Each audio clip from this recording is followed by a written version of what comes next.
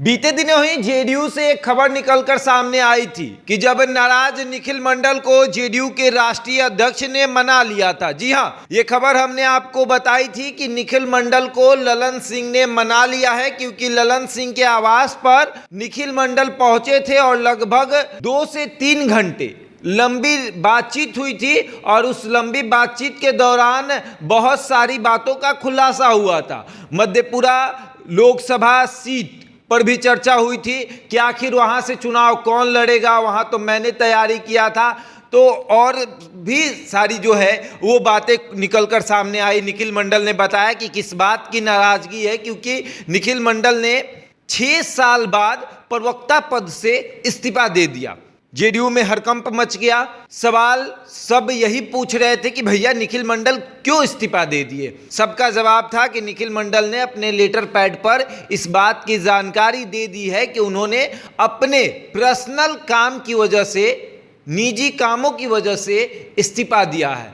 और अब निखिल मंडल अभी भी नाराज हैं। किससे नाराज हैं ये जाहिर नहीं हो रहा है, क्योंकि निखिल मंडल ने अपने सोशल मीडिया पर फिर एक पोस्ट साझा किया है जिसमें उन्होंने लिखा है, जिन्हें आज मुझ में 1000 कमी नजर आते हैं, कभी वही लोग हमारी गलतियों पे भी ताली बजाते थे। देखिए, ये निखिल मंडल ने लिखा है अपने सोशल मीडिया पर कि जिन्हें आज मुझ में 1000 कमियां नजर आती है, वो लोग कभी मेरे गलतियों पर भी ताली बजाया करते थे। और ये पोस्ट ये केंद्रित कर रहा है कि कहीं ना कहीं अभी भी निखिल मंडल जेडीयू से नाराज हैं और नाराजगी बहुत बड़ी है, क्योंकि जब राष्ट्रीय अध्यक्ष से मुलाकात करने के बाद भी इस तरह का पोस्ट निखिल मंडल साझा कर रहे हैं, यानी बात नहीं बनी है। निखिल मंडल मधेपुरा लोकसभा चुनाव लड़ना चाहते हैं और जेडीयू से बात नहीं बन रही है। देखिए, जब से महागठबंधन की सरकार बिहार में बनी है, जेडीयू में अफरा तफरी का माहौल है। पहले निखिल मंडल वहां से विधानसभा का चुनाव लड़ चुके हैं, लेकिन अब वहां से राजद के प्रत्याशी हैं जो निखिल मंडल को हराकर जीते थे। तो आने वाले समय में 2025 में निखिल मंडल को विधानसभा का तो सीट नहीं मिल सकता है, क्योंकि वो राजद के कोटे का है। तो निखिल मंडल ने सोचा कि मधेपुरा में मैं लोकसभा का तैयारी करता हूं और लोकसभा चुनाव 2024 में मैं लड़ूंगा।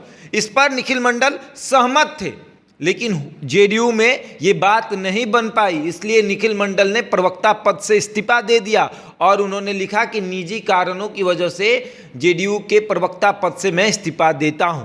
लेकिन कोई भी प्रवक्ता इस पर जवाब देने को तैयार नहीं था कि निखिल मंडल ने किन कारणों की वजह से इस्तीफा दिया। लेकिन निखिल मंडल लगातार इस्तीफा देने के बाद अपने गाँव में थे, वहाँ बैठक कर रहे थे और एक पोस्ट उन्होंने फिर साझा किया था कि जिस तरह से देश का प्रधानमंत्री बिहार से होना चाहिए, उसी तरीके से मधेपुरा का सांसद भी बिहार से होना चाहिए, ना कि बाहरी। यानी कहीं ना कहीं ये जो बातें थी वो शरद यादव को लेकर कही जा रही थी, क्योंकि राजद जो है वो शरद यादव को आने वाले समय में मधेपुरा से चुनाव लड़ाएगी, क्योंकि शरद यादव पहले भी मधेपुरा के सांसद रह चुके हैं। इसको देखते हुए निखिल मंडल ने ये पोस्ट किया था कि मैं बार बार देख रहा हूं कि मधेपुरा के बारे में बहुत चर्चाएं हो रही है, मैंने सोशल मीडिया पर पढ़ा, तो मैं आपको बता दूं कि जिस तरीके से बिहार का जो लाल है वो देश का प्रधानमंत्री बनेगा, उसी तरीके से मधेपुरा का जो सांसद होगा वो बिहार का होगा, वो बिहारी होगा, ना कि बाहरी होगा।